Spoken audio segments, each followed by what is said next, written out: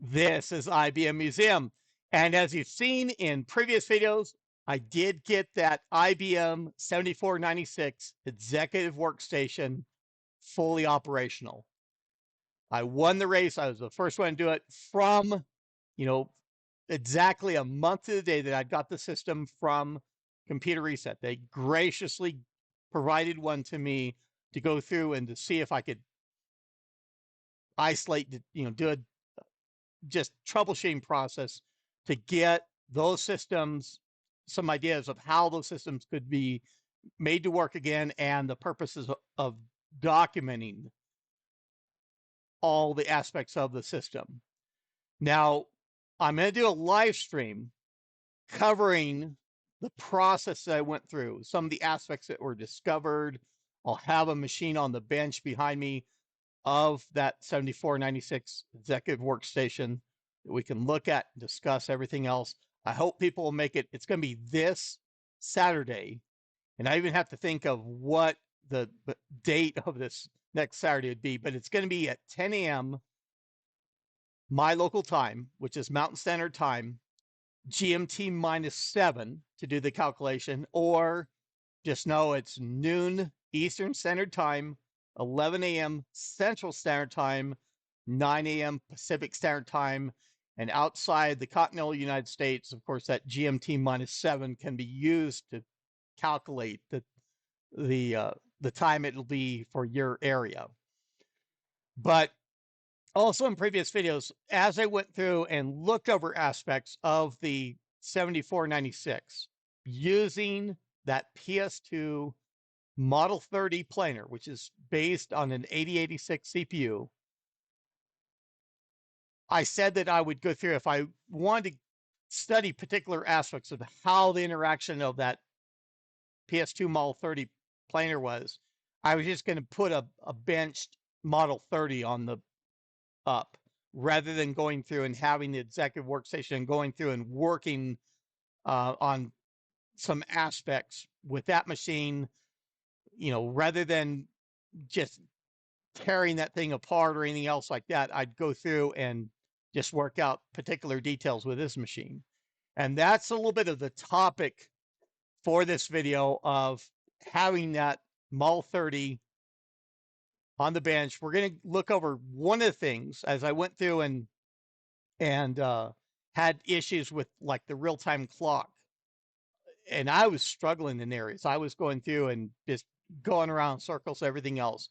And I thought one aspect that would help me, that was easy enough for me to do, or should have been easy enough for me to do, is to go through and change go to the latest BIOS that was available for that machine.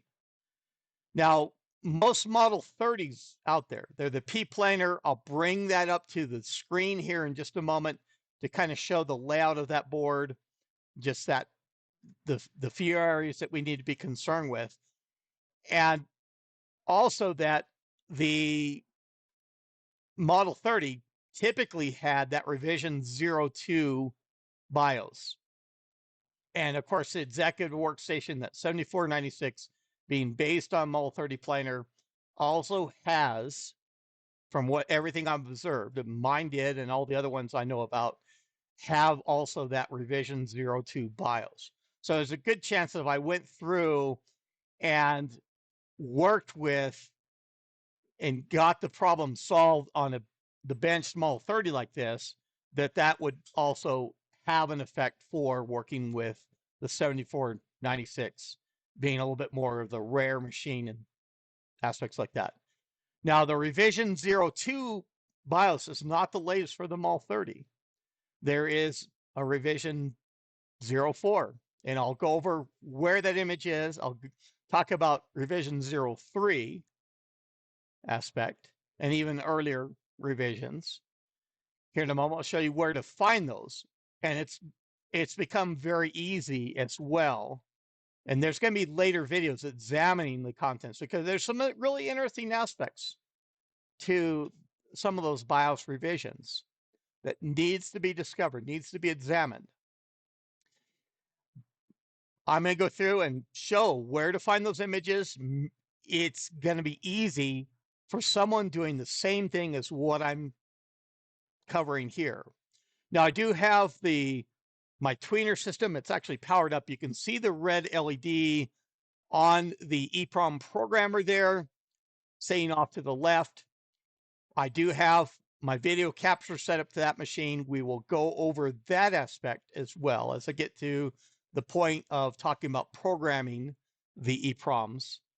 But let's go through and I'll, just so we won't have any phase difference, I know I have the full screen to work with to bring up this Model 30 planer, just like what I have here in the system. And this is, as can be seen here, and as I've shown before, I'll just have to make sure that my ring light goes and cooperates. This is the P planar version of the Model 30. And this is not even the latest planar, but this is typically the most common that you will encounter with the PS2 Model 30. The Model 25, of course, was derived from the Model 30, has everything but that real-time clock on the Model 25, kind of a little bit different shape to it. It's not, it's a little bit more rectangular. It doesn't really have the stair step. This is a very recognizable PS2 planar here. But there is the later Greenwich planar that is the functional equivalent, goes through and modifies some of the components around, and does typically have that revision 04 BIOS on it as well. The name, or even the nickname, because that's wasn't a convention that IBM used, just is among the folks that were on the SIF news group, and we knew that the planar came from Greenwich, Scotland, the plant there, and so it was nicknamed as being the Greenwich planar for the Model 30. And of course, the Greenwich plant in Scotland, it has the factory code, or a manufacturing location code, of 55 from IBM. And so when you saw the serial numbers on a device, you'd see 55 for the first two digits and then a dash, and then the rest of the serial number. You knew where that device was made in that plant in this case. So on the Model 30, the CPU is on there as well. It's an 8086. We'll talk about the aspect of that in relation to the PS2s in general. It's missing the SIMs, but we're just pointing out things on the board. And it has the BIOS chips. And these are called mask PROMs. Basically, they're one-time use only. They don't have an erase window like an EEPROM that I'll show later on. But they were programmed with the code for one time. They're that single use. If you went through and you had newer code for these, you had to come up with another chip. You couldn't erase and reprogram these. They're that one-time only use. Now, these are marked, and it's just an encoding of the FRU on the chip. And you can see the pair of them there as well. And this is a convention for many of the PS2s had two EEPROMs that were on the board, or two PROMs, or two ROMs. I don't want to say EEPROMs. Two chips with this ROM code on there for the ROM BIOS, and they were set up with the two chips to be interleaved. What that means is that the code that's held on the chips, it's basically flip-flop between as you go through. It's one on one chip, and then the next piece is on the other chip, and it goes back and forth throughout the range of storage that these chips do. Now, for the PS2s, IBM went through and also created an advanced BIOS. And that's just referred to in shorthand as an ABIOS. The older BIOS that were, or the BIOS of older systems, that was called a compatibility BIOS. And it was left, in the ROMs as well for compatibility. And that is just shorthand as CBIOS. But IBM created the advanced BIOS for the instances of like OS2 that was released at the same time as PS2s, just a little bit more advanced way of ROM code, basically, that operating systems like that could use, still having to leave the C BIOS in place, that compatibility BIOS in place. Now, that also increased with that kind of effectively that doubling of having both the A BIOS and the C BIOS, to where the segment that the ROM BIOS was in was, before this, was just in what is considered the F segment, the F000 segment in memory. And with the combination of the C BIOS and A BIOS together in EPROMs, it also had to go through, and they cover from the segments from in the E segment and also the F segment. Now, the MUL30 being based on an 8086 CPU, and of course the MUL25 that was derived from the MUL30, they do not have, they're just not able to use an older CPU.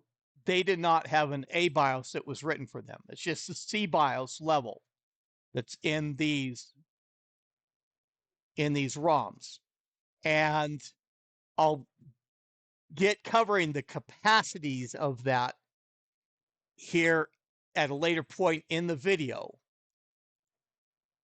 kind of how the steps I had to go through, and I'll show online where it's listed of what the capacities of these chips. There are older PS2s that have an arrangement of 4 ROMs that still go through that interleaved instance, and just 4 ROMs are needed in the instance of those machines, just to also cover kind of the storage of the A BIOS and the C BIOS for that planar design. Those are typically the older model of PS2s that have the full 4 chips for the ROM BIOS. Now, the later PS2s that produced even in, well, I don't know. I have to be careful. There's some models that just were out there that have just a single EEPROM. And of course, IBM went to more modern formats or form factors of the ROM chips as well. But some have a 40-pin DIP EEPROM. It's not an interleaved ROM chips in that case. All that code is held on a single chip. Of course, that single chip is larger capacity. Now, for the images of the BIOS, really, for me, it all started from the MUL30 as well. That's why I started grabbing and imaging these on my EEPROM reader. And I went through and came up, and I can probably get myself back on the screen again here. Let's cover this segment. That I went through and just started getting them online and get to where I can interact with this page as well. And I'll have to be careful because I don't have, this is just a simple web page, and I don't have the design of back. I guess I have the parent directory link that I can click on for that. But I go through and I reasonably named these directories. a lot of time for the model number that the systems were. In some cases, that there were shared planers that I kind of had to identify the 25 and 30 286 models being based on that 286 CPU. But for the Model 30, that's at 8530. And 8500 series PS2s are the earlier PS2 models. There are, later on, there are 9500 series. And there's other BIOS images I need to go through and capture.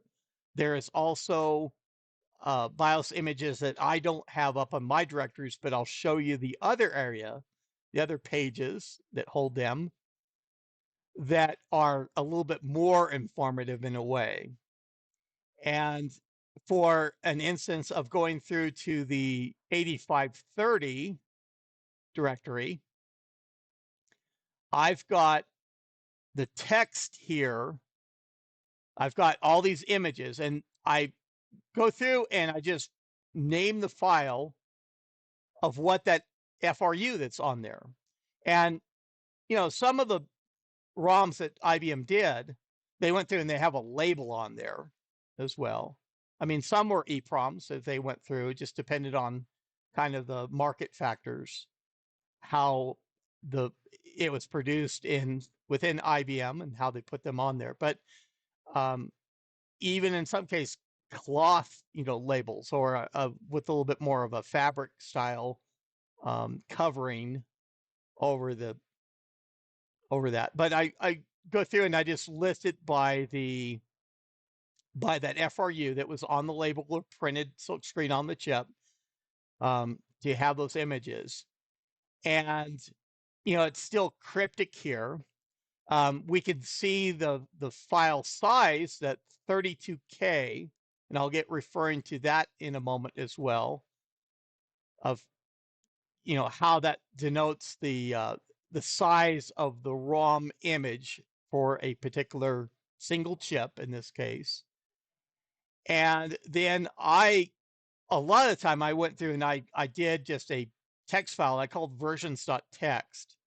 And I'll go into this kind of the last step because, like I say, I don't have with the OBS browser capture window, I don't have a way to get back out of it until I go through and load the other page. But just going through, you see the 8 images here being effectively those pairs of the ROM revision that IBM released. And the versions text file goes through, and I've just put a little bit of a header there, the Model 30, what models it covers, what the base CPU of that planar was, and I've got it written out for the pairs, that odd and even pair in that interleave scheme, and the date, an effective, they have a year copyright date that's printed on that label or on that ROM chip. But going in the image, it has down to a particular date of when that revision was done. And then they have also, among the model and submodel identifiers of that ROM image, they've got the revision number as well. So I've referred to in previous videos that revision 0, and in this case it's 00, revision 01 and revision 02, they're even released. I mean, they're in chip images, ROM images, before the PS2s were even released for sale in April of 1987. That revision 02, as I say, it's the most common on the Model 30 and on those executive workstations that are derived from the Model 30 planar. That BIOS revision is dated as the 5th of February, 1987. And then we have that revision 03 that is it's not out there. There's not any revisions, not any versions of that viewed as in the wild that were released by IBM. And who knows for that, why they went through to where the revision 3.03 is not out there, but then there is the revision 4, which is the latest BIOS version that's available for the MUL 30. And so I have a little bit of identifying the FRU numbers of the chips to what revision of the BIOS it is, but still pretty cryptic. So there's a better page. So I'll need to hide my webcam image for this, at least initially, to kind of show all the table format of what's arranged here. And there's a width of this. There's a little bit that's off. It looks like it's off the OBS window. I could go through and I could probably get that a little bit more, but I'll include the link for this page in the video description. I guess I do have a scroll in the presentation here that I can do. Just to basically scroll along the top of this chart. And there is headers at, that talk about or lead in to what is on this page, that you can go even to the directory that has those ROM images, and the marking, it's, hey, this is IBM Corporation. But the thought is that these BIOSes are imaged here, that you're not going to have a non-IBM system. And these PS2s in this instance are pretty well dated at this point. So this is mainly just for the benefit that someone can have a later BIOS image that's available to them and run it on their PS2. That helps improve could help improve the performance of that system, could go through and be related to engineering change announcement that IBM did. And IBM itself went through and they replaced these ROM BIOS on systems where they found issues. In some cases, IBM went through to where they have chips that are labeled differently on the outside, on that label or that silkscreen printing, that FRU on the chip, but the code contained within that chip, those chips, is effectively the same. It's got the same date, it's got the same BIOS revision, and IBM did it as a way to go through, and sometimes in implementation it wasn't done properly, but they want to go through and have one revision or one version of the same code on a type 1 planar, and it identified by a different FRU on a type 2 planar, for instance. And this could even be a difference in reporting a different submodel, so that software could tell whether it was running on a type 1 planar or a type 2 planar based on that BIOS. Even though you didn't want to change the code and change the operation of the system, you just wanted a different submodel identified. And really, for the implementation of that, IBM failed a lot of the time, because they went through and they had leftover masky problems from when they had the type 1 planar, and they just populated the type 2 planar with those the same ROM chips, having that the FRUs kind of mixed up and everything else. So there's the PS2 model 55SX is a notable version of the PS2 that had what was supposed to be a way to identify the planars in software differently, even the capabilities of what those planars were able to do. Now, It's organized in numerical order. As we did scroll right, you saw for the BIOS state and revision, but you also see the size and also what is listed as the type. And as I referred to earlier, in the instance of the MUL25 based on the 8086, that it's got the it's a capacity of 32 KB per ROM chip, and so together they cover that F segment together. There's only the compatibility BIOS that was on those. What it even has recorded here to what positions they are on the board, and the EEPROM type, and that's pretty much a generic number of the different manufacturers had equal parts, equal ROM chips that they manufactured the same as other manufacturers. So there's a convention that was established. The 2.7 meaning a lot of time of an EEPROM style device or the ROM style. You have later, there were mask, it's going to be a flash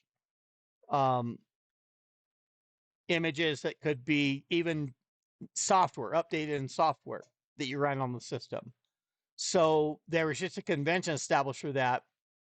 And we see getting down at the lower end of the MUL25. Okay, scroll back to the top here. But there's the instance of the 25SX list shown here that has a single EEPROM, a 40 pin, and it shows what type that is and the capacity of that chip, even down to the speed of what that chip does. And the among the size column there, if it has 2 by 32K, that's 2 separate chips of that capacity for each one. In the 25SX row, it has just the 1X 128K, meaning that it's one chip, 140 pin chip that has that 128 KB ROM image, and that covers both the E and the F segment just in itself for the capacity. And so I have to get where it won't really scroll around. I want to get down. I want to show, as I say, I'll provide the link so people can look this over themselves. But it covers the PS2 MULs. There are some images that still need to be done. There are some instances where there was only one BIOS version that was released for that system as well. So that's really the coverage of that. I mean, there's most of the chips are. I was wanting to use an example of the MUL 70. The Type 2 planar has a little bit different of EEPROM chips. See how it's got the, well, let me see. Okay, so I'm looking kind of mid-page there. It's kind of rough running my OBS browser capture. But at the start of the MUL 70, you have the D27512-2. And then the next column for the Type 2 planar, you have that TC5710001D. That's a different type of ROM chip, and it actually has 2 of the pins that are effectively swapped from other parts. And that's just how IBM sourced that part for when they did that planar. That's the Type 2 planar of the MUL 70 is a Japanese designed board, and that maybe that ROM chip was, or those ROM chips were more available in the Japanese market than the what relates to the other equivalents. That 27512 chip was more standardized probably in the American markets. I don't want to get ahead of myself and get into too much speculation. I mean, I'll get corrected by Major Tom if I do say anything that's out and out wrong.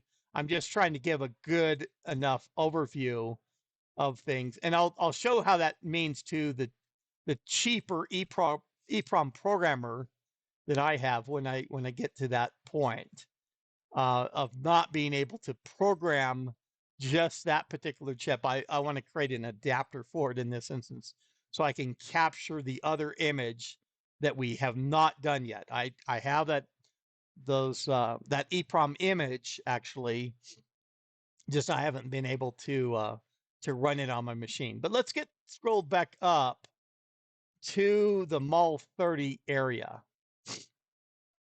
And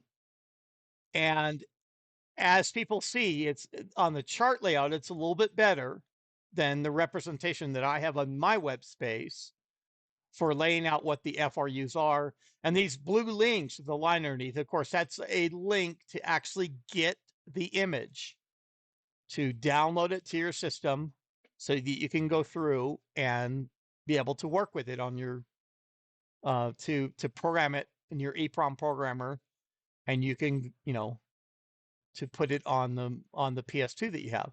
And you see the same revision style, the 0, the 1, the 2, skipping revision 03 and going to revision 04.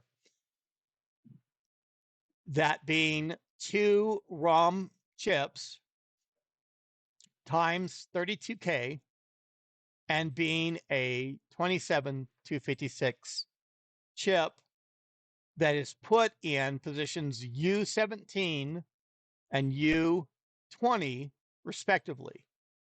And there's that odd and even convention once again, that the FRU that's an odd number goes in that U17 socket, and the even number FRU goes into, is the even ROM image, and it goes into U20.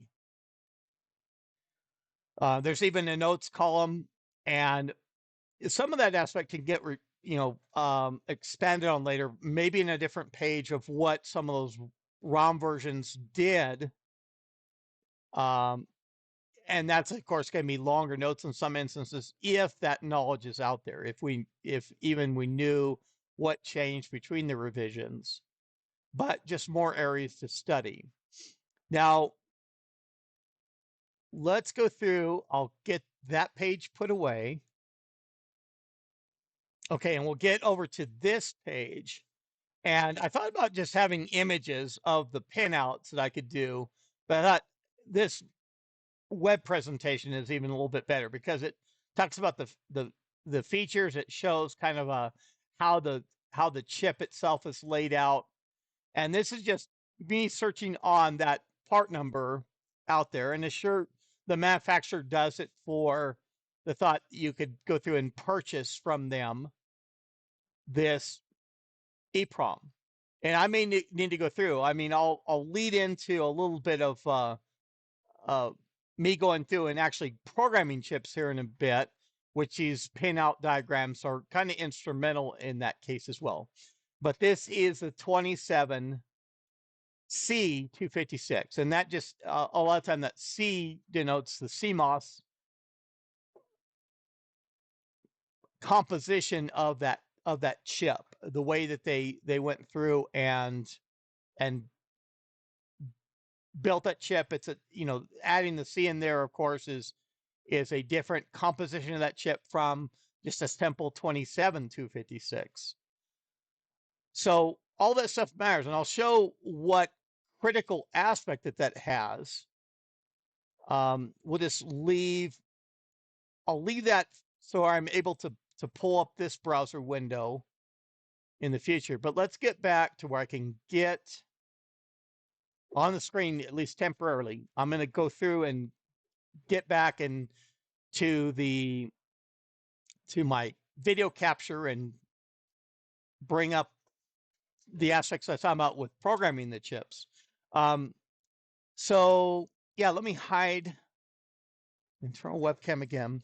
Now, I was needing those 27256 chips, whether they have the C designation in there for CMOS or whatever. I was needing that capacity for replacing, coming up with some EEPROMs that I would burn that would be able to replace these two chips. The problem I encountered was that I didn't have any 27256 chips. I had some 27C512 chips, which are double the capacity. These two are pulled out of the bag. In fact, here's even the chips I pulled off the MOL30 planar. And I normally even tuck them together like this. It kind of keeps the pins from being bent up, and I can put them in an anti-static bag like this as well. But I just nestle them together. And to kind of show, these are the 27256 chips, of course. And then this is the 27512. This is effectively the chip with the double the capacity. And this is an EEPROM because it has that window that you can erase the chip with the right device. And a lot of time, there's even the claim, well, you got to cover up that window or you're going to lose the contents of the chip once you program it. And I think it's Adrian Black went through on his YouTube channel, and he experimented around of how quickly or how much, actually the other way around, of how much it would actually took to erase one of these chips a lot of time. And there were some older designs that were, you left them in direct sunlight. And that would even be where you had to be direct sunlight, not even through a window, because the windows block UV light. And, he just showed how long it effectively would take. But it's got just that little, and you can see all the bond wires and everything else. And it's identified on there as an M27C512. It's got the brand, that ST, and also shows the speed and other things, the country of manufacture in this instance. Sometimes there's information on the underside of the chip. Not in this case. I wonder if on the original ROMs, if it has anything.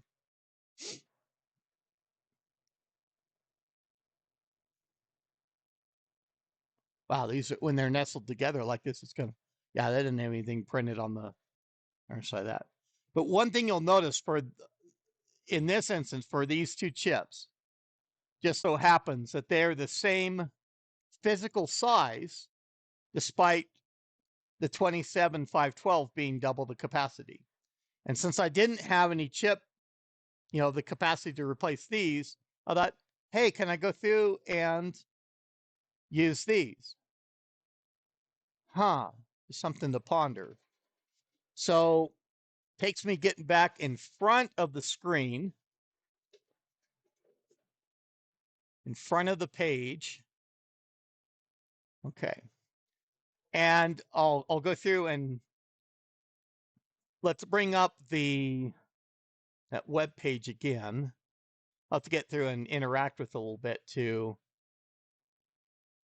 get it in the right view here. Okay. So there we have the pin layout. And in particular, the 27256, it will have one less address line than the 27512. And so let's switch over. Okay, so switching over to the 27C512 information. And again, I'll get it to where we can look at this and just to look at the pinout. And I'll have to revert to the prior page. But the highest address line in this case is the A15, meaning that there'll not, there won't be an A15 address line on the 27256 since it's half the capacity. And it's always that high order address line. Of course, you just add more address lines for the capacities of these chips. So A15 in this instance is on pin 1 of this, of the 27512. Okay, and switching back to the 27256 page, scroll down, and pin 1 is the VPP. And that's actually a programming voltage is applied to that pin 1 and on the EEPROM programmer. But in operation, the 256 chip, the 27256, doesn't use that VPP. The chip is already programmed, so in circuit, it's not to be worried that pinout differences are not to be worried about. So it is possible to go through and program the higher capacity chip in this instance.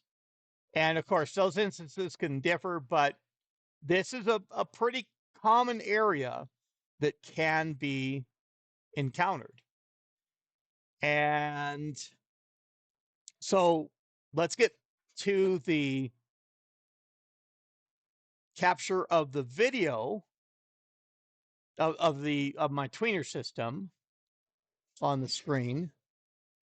And I'm sure this is, for the length of time, of course, this has already gone over to that nice screensaver.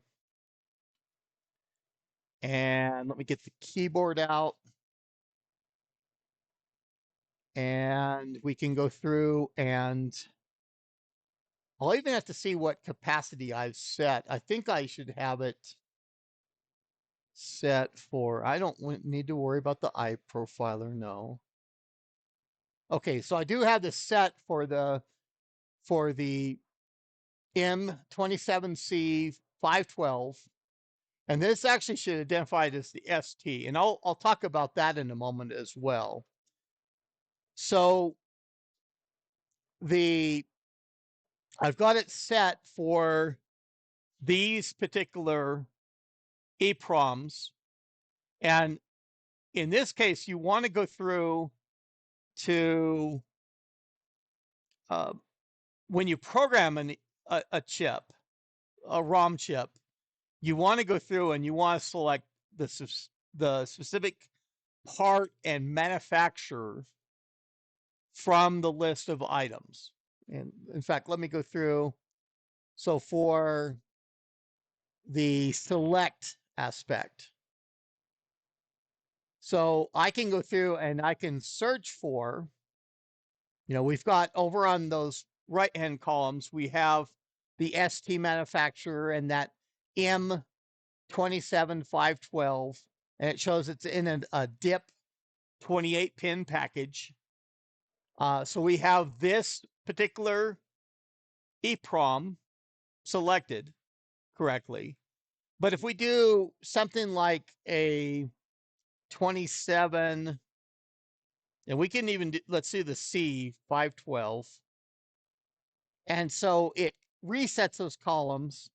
And there's a lot of different manufacturers, of course, that have that very common chip and the same pinout. But you want to select the specific chip that you're trying to program. I mean, it matters because between those manufacturers, they can also, that programming voltage could vary. It's good practice that you want to go through and select exactly the chip that you have to program from this list. And as I say, and there's even the different packages that are shown there for the DIP 28 or whether it's that PLCC 32 form factor. A small, square, more modern basic form factor that's even in other old, more recent models of PS2s. Now, I'll address the other aspect of, so I've got a chip that is double the capacity of the ROM image I want to put on it. And so I've got that 32 KB. In fact, let's go through, and I'll pause this at the appropriate points.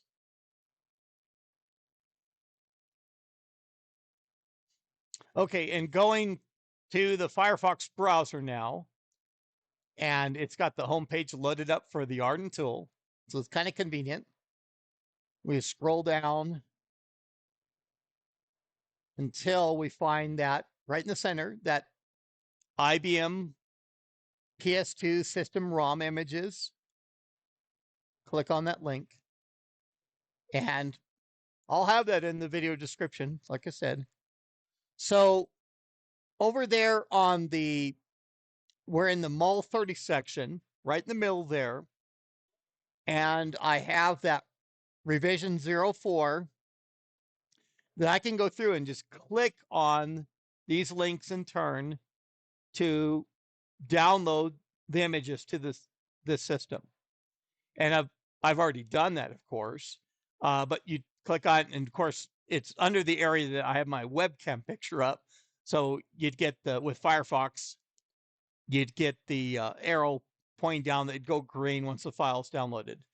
And, it's important to note that this is a Windows XP system on my tweener, the OS. And it's dual boot. It's got the DOS. That DOS aspect will come up here in just a moment as well. But I've got a Windows XP system that's getting on the internet. And of course, I'm certain where I'm going. And I wouldn't suspect the Arden tool of having malicious code or anything like that. But again, my videos are always at your own risk. I can go through and I can recommend things, but that's at your own risk. I'm saying there's not going to be malicious code that you're going to download or have a virus in these ROM images or anything like that. But that's at your own risk, effectively. So I've gone through, I've downloaded these images, and as again, we can note that these are 32K images, and we're programming a 64K chip. And in the instance of the EEPROM programmer, it's going to that mismatch as it is anyway, because effectively half of the EEPROM wouldn't be filled. You're going through and you're programming it, but one half, you're not using the one half of the capacity of the device. So there has to be a way that you go through and work with that. Now I've already gone through and I've put the 2 images that I downloaded into this directory. I can get at with the to run the command interpreter under XP.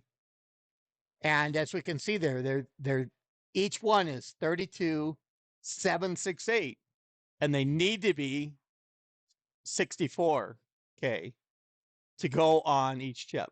Now, you don't want to go through and have what's considered filling, where you have zeros in the portion of the chip that are unused when you go through and program it. The easiest way to go through is just to duplicate the images for both halves. Basically, you have an image in the lower half that higher capacity chip is able to handle, and then another copy that's basically unused in the other half. And that's just convention, I guess, is the way to say it. An easy way to fill the other half of the chip. And from DOS, it's not even working with the EEPROM programmer that you have. From DOS, it's real easy to do. And it's just as a concatenate, you go through and basically there's a sequence you can run to get that image that you want to use for the higher capacity chip. And I'll go through and I can demonstrate that. We're using the copy command. And you can do this from straight DOS as well. I mean, I have the system going through where it's a dual boot, but I'm able to pull up the command prompt, of course, from XP right after I downloaded the images as well. And I'm going to go through and do a copy, and we'll just type out. So we want to copy 33F 4498.bin. And capitalization won't matter. I'm just doing it here for convention. Plus, we do the file name again. Same file name. And basically what I was saying is, in fact, I got to do remember to type the file extension on the end. I should just put the caps lock on or something else to do that. But I'm saying copy the file plus the file. So we're appending that same file on the end. And the destination, we're just going to say, hey, this is big 4498.bin. So we're taking that duplicated, two copies of the image, putting the file together, and creating a new file. Okay, it tells us the files that copy, and of course, it's the same file that it copied into there. And the plus sign works that, hey, copy this file in the first section and copy the same file in the second section, second section of the file. And so if we do a directory, we have that big 4498.bin. How come that's the wrong size? Oh, critical thing. I'm glad I made the mistake. Forgot the command switch. So we're going to do this again. Copy. I'm glad when mistakes crop up, because then it allows me to go through and demonstrate the correction on video as well. So we want to do copy, but we want to do a /B. And that is for, in fact, let's do this. Let's do a copy /?. And this will show /A is an ASCII text file. /B is a binary file. We want the binary image here because we want, even when there's symbols in that file that represent non-ASCII characters, we still need them in the completed file. So we're going to do this. We're going to go through and delete any big, file bin. I mean, I could have used other wildcard characters, whatever else, but so let's do a directory again.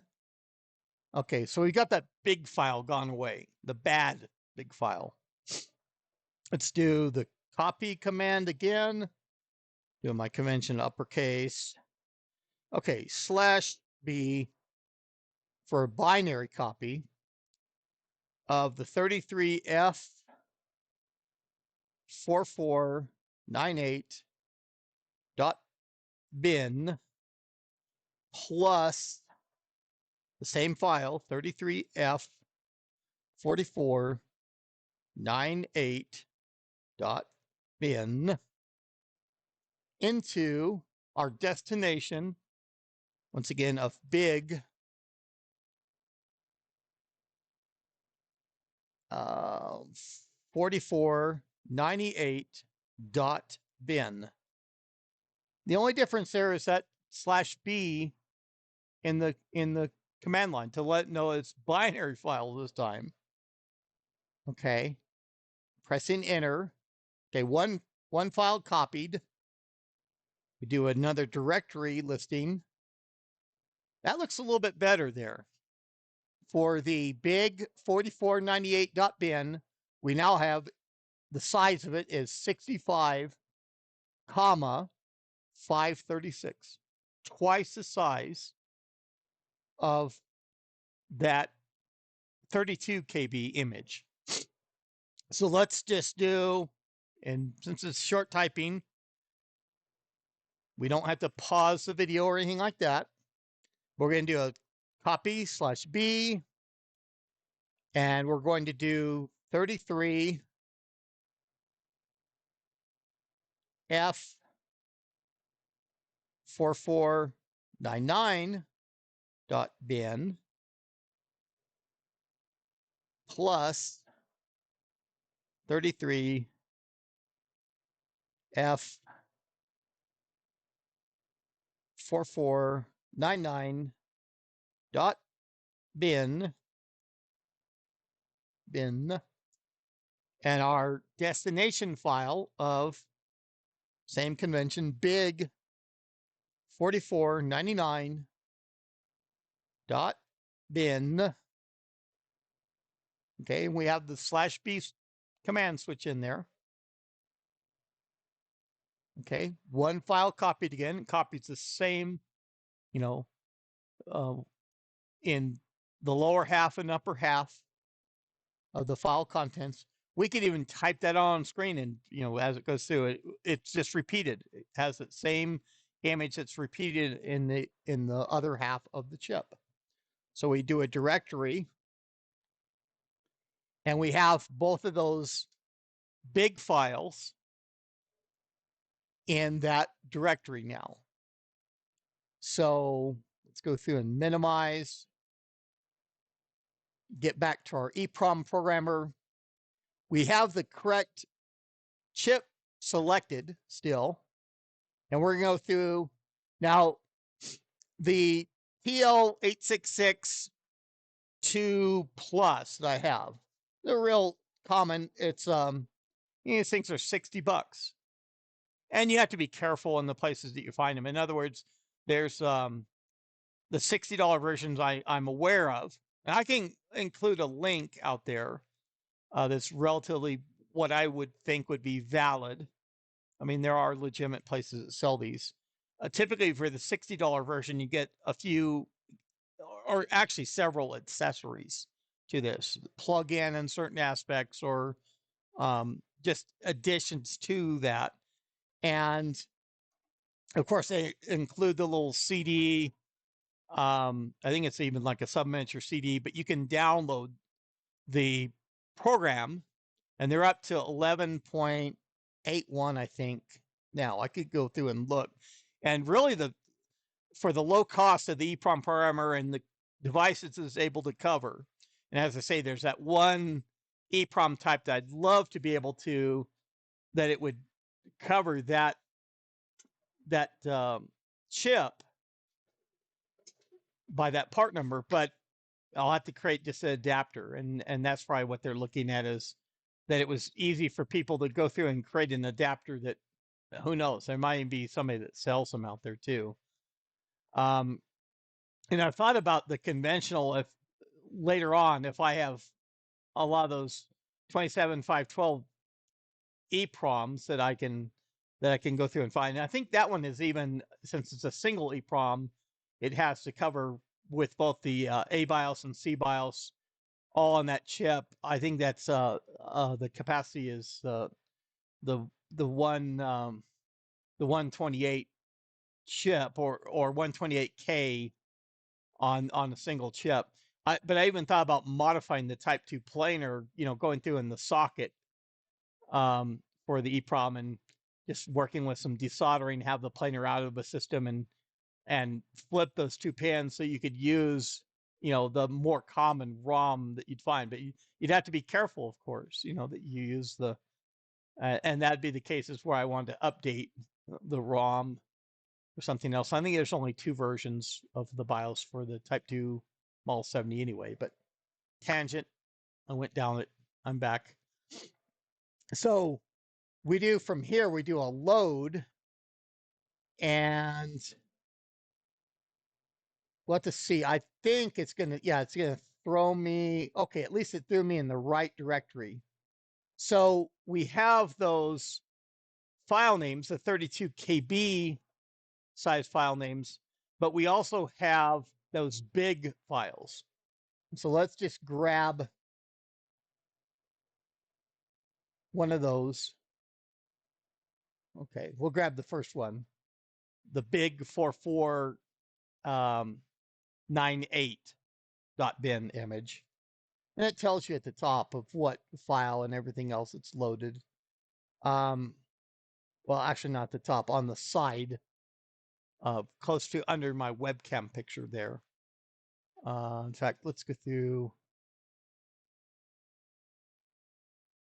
I'll hide that for a moment just to show the information area of kind of the log area, I guess, of what it presents there. And, you know, I won't be much longer. We've gone over an hour worth of recording. And that means I'll get to take the hard drive and upload at home where I have a faster internet connection than here.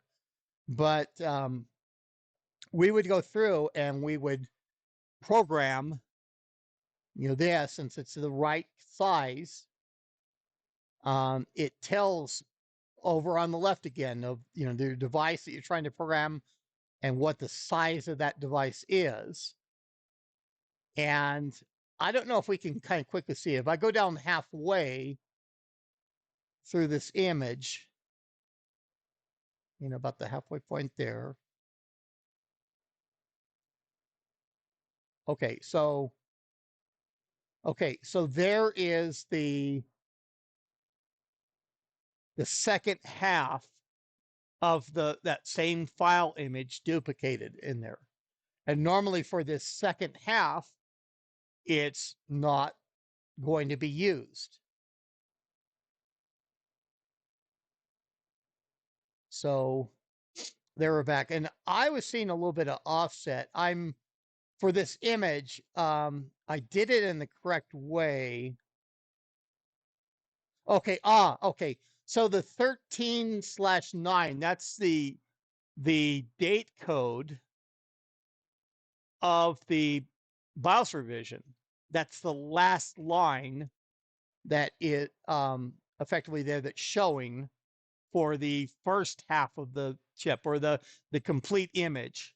And then starting on the next line, that 3F48. Now remember, with it interleaved, it's actually every other byte in this case.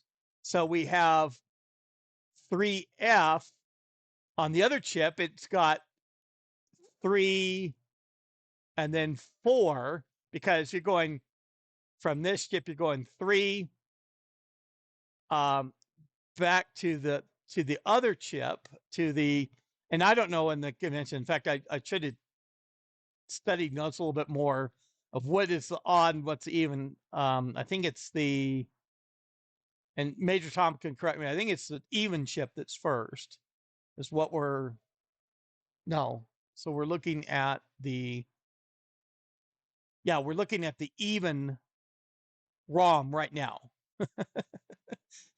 It's late. It's late, people. So that has that 3. The next 3 is on the odd chip. Then it goes back to this one for effectively that 3rd byte position, because it's the odd. It has the 1st byte, the 3rd byte, the 5th byte, the 7th byte, the 9th byte on up. The even chip has that 2nd byte, the 4th byte, the 6th byte, the 8th byte, the 10th byte on up for that entire range. So it flips between and has that FRU that's encoded actually in the chip image as well.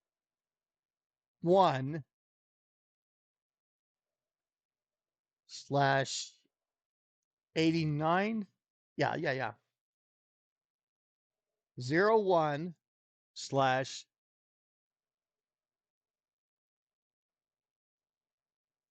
31 And I can look on there later on to see. I mean, I'm thinking the 31st of January, 1989. I'll have to look on the. I've got it up here.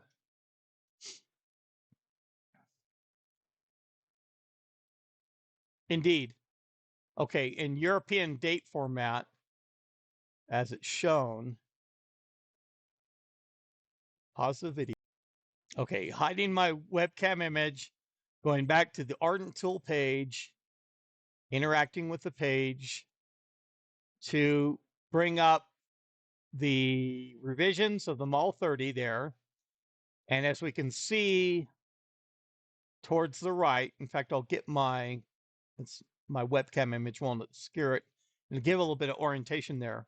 That last sentence says 31 January 1989. Of course, the date being in European format because it's a little bit better, 4-digit year. But I was writing, going through and trying to calculate or count the bytes basically as they would appear. So I'm glad that that worked out in a way. It's me going through and trying to demonstrate that. But let's get back to where we've got the image. So we got both images. We could go to the program, and it's the same deal where we would load the chip in there, program it up, and shows how to place it in the ROM socket. But we want to remember kind of what we have up on the screen here. I'll have to see if I do a video capture, how I'll go through and do anything. And I just fired up my system in the back of the bench. I didn't put any text on there for the video. Man, we're going to end up with probably an hour and something more. I'll have to determine how I do the video capture here.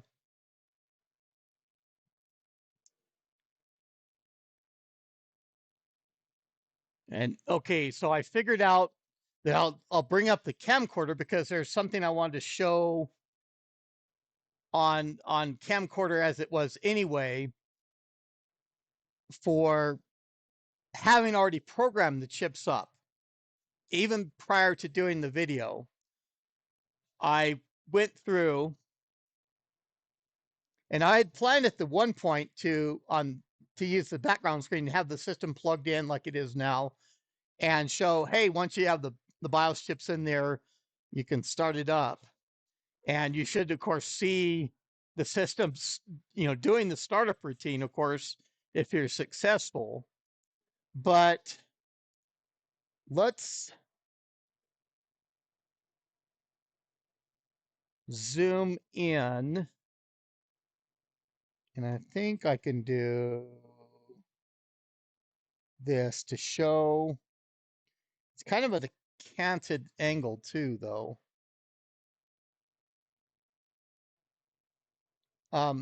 So the chips that I programmed, it was kind of interesting because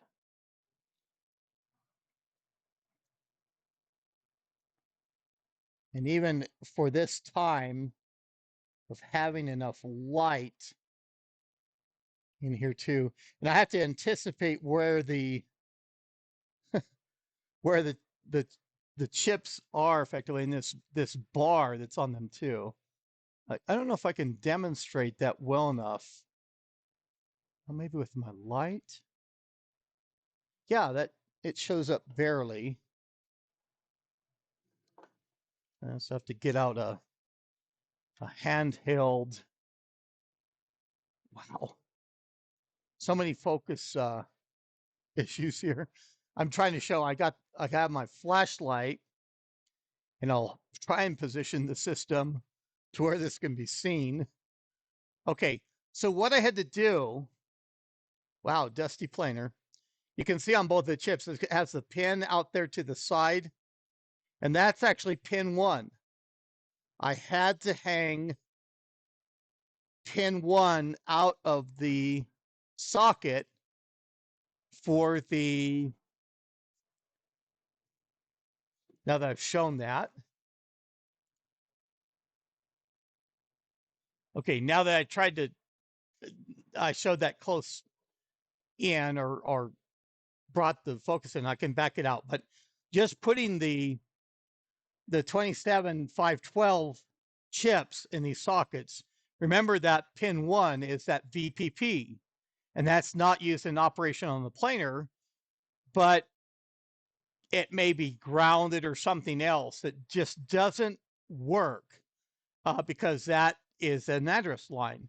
So I had to hang the pin 1 out of the socket on the system I have benched just to have it come up, to effectively take that A15 line out of operation. So at least I'm situated here, can come to the end of the video,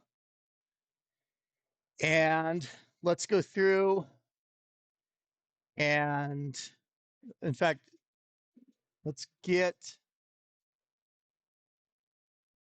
me up on webcam. Let's change over to the video capture. And I've got that set up for the benched MUL30 now. And let's go ahead and power it on.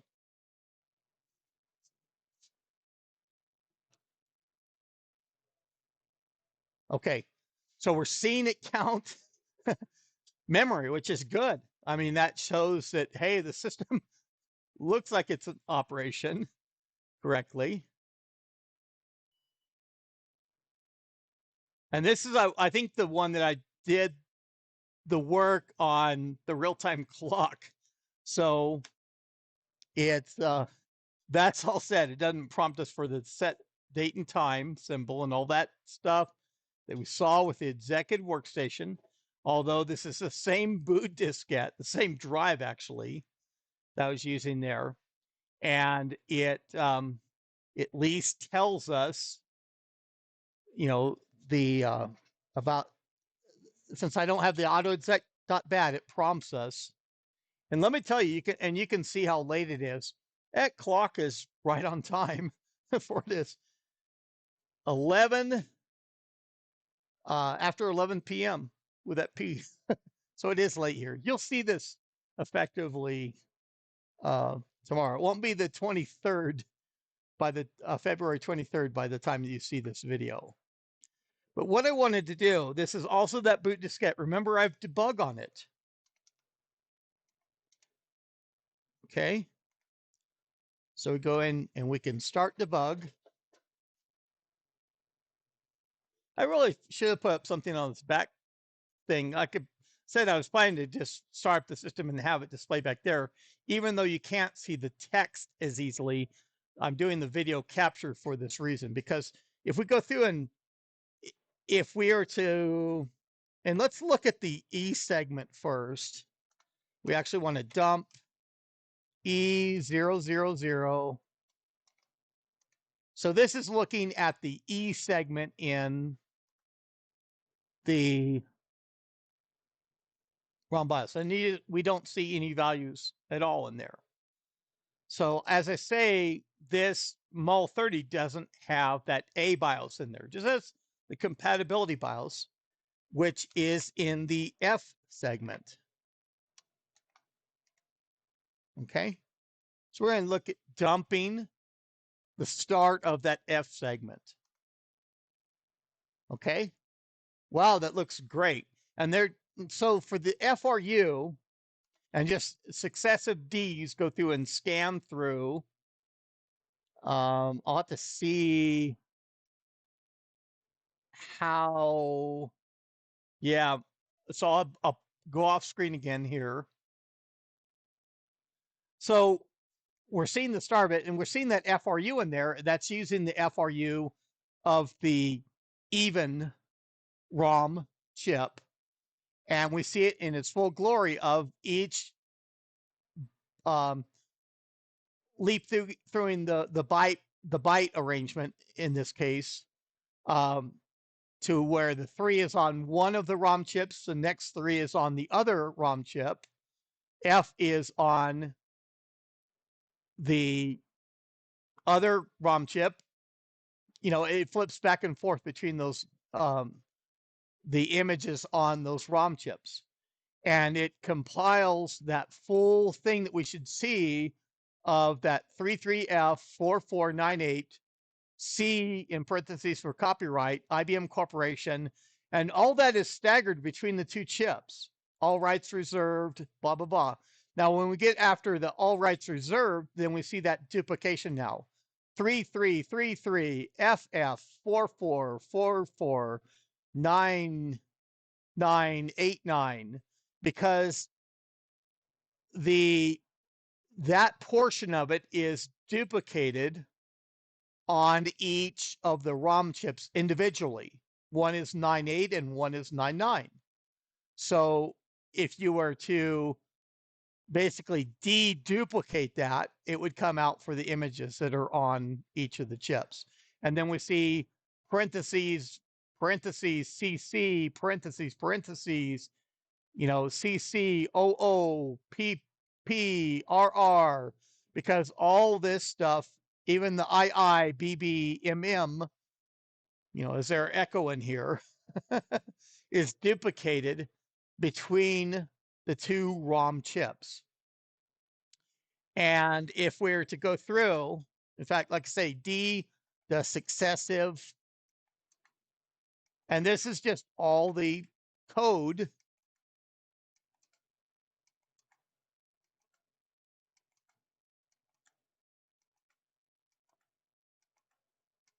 And there's ways I could go through and do a length. I don't know how long it's going to take me to tumble through. And we're coming close to the end of the video, I think, too. We're going to look through this entire F segment. That's going to take a lot. In fact, we can give it a length command to get through this a little bit quicker, or I can do an alternate just between the D and the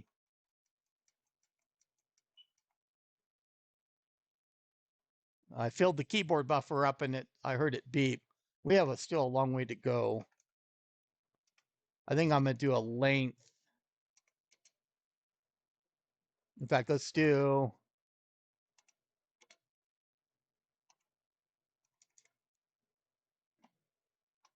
I'm trying to remember 64.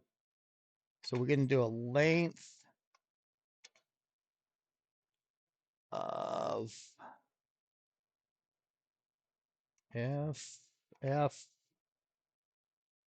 Okay, I'll have to do some math calculations, so I'll be right back.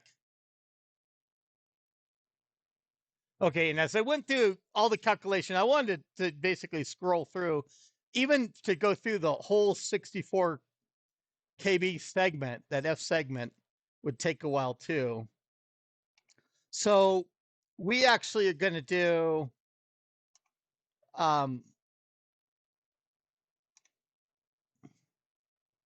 actually what I'll do, okay, so I can do, yeah, I guess I could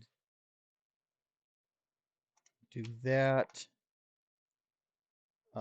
0 and just the length of F is fine. I think, I don't know, for 1. I don't know. 10, I mean, is the line. Okay. So this, no. Okay. F. So, okay. So, and I'll get back on screen because I'll fit with what I want to display. And once I get through with this, I can at least go through length, and that's in hexadecimal of 10. Okay, perfect. Okay, that's the last line of that F segment. That's the end of that ROM space of the F segment. And we have that, there's that date, that 01/31/89 for 1989. I wanted to go through and demonstrate where that is. And that, again, that composition where it's flip-flopping between the odd and even images, as we saw, and the way it was offset in that ROM space. And this is by convention that IBM, when it went through and did design the PC, it had that date that's always the same relative position within the F segment. And it kept that convention even when it went to the A BIOS and C BIOS being combined in those ROM images, that that date code, the date of that BIOS revision was always going to be at that end spot in there. So uh, this is as good a place as any. We've seen the code that I've, that revision 04 that I've put on the larger capacity chips, because I didn't have the 27256 chips, and so I had to use the 27512. And I'll have to get more 27256 chips on order. That's a can be a common one that is used, although I probably had more of the 27512s because of that's more common in the PS2s other than the Mall 30 and Mall 25. So I hope it was informative enough. And yeah, hour and 15, and that's even with pause and everything else. So I'll go through, and this is as good a place as any to do the outro. That I hope this video was informative for what I was trying to show, and stumbled at times and twisted my tongue around things and everything. And hopefully it was mostly error free of all the guidance I was giving. But now with the links that I'll include in the video description, you know where to retrieve these ROM images for PS2s. You say, I have a PS2, I had to figure out, Mall 60, one that has a later revision BIOS than what you've got. And that's even a good place to look. Hey, what is the BIOS revision I have on my system, and what is the newest available? Do I want to consider getting that later ROM BIOS? So that's the ability, especially in the case where you don't ruin your old chips. You just take them out, carefully extract them from the board and save them away.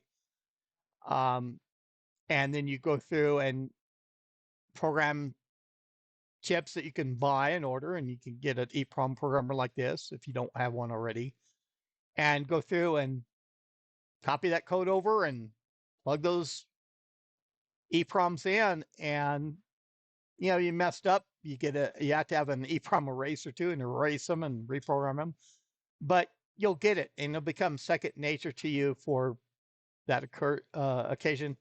And hopefully that you'll be able to gain something. I mean, there were bug fixes and stuff like that in these EEPROMs, and some of the models, they only had one BIOS version for the life of the system. But now we know how to do that stuff. And it's something I encounter every once in a while. And I thought it'd be helpful for me diagnosing some issues that I was seeing with the Mall 30. And in reality, of me going through and programming the chips and everything else, it took a fraction of the time of the video. Probably took me less than 15 minutes once I figured out, hey, I need to duplicate that image and all that DOS commands. I mean, that was a pretty brief segment for this video. And I figured that out, to go through and do that and work with the chips that I had in hand. And so I was able to do it faster than I was able to describe it here on video. So you get in that process of the same process here. You'll be able to be quick at it as well. So if you enjoyed the video, thought it was informative, please click on that like button, and please leave me any comments. So just saying, hey, you're long-winded.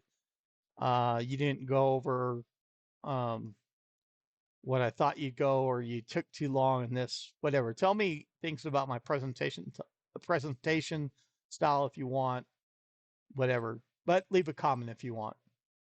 And by all means, subscribe to my channel and recommend it to your friends that are interested in this sort of content too. Hopefully it's something that's people can learn out there, or they enjoy seeing how it's done. But this is IBM Museum. That's all I have for now. Thank you.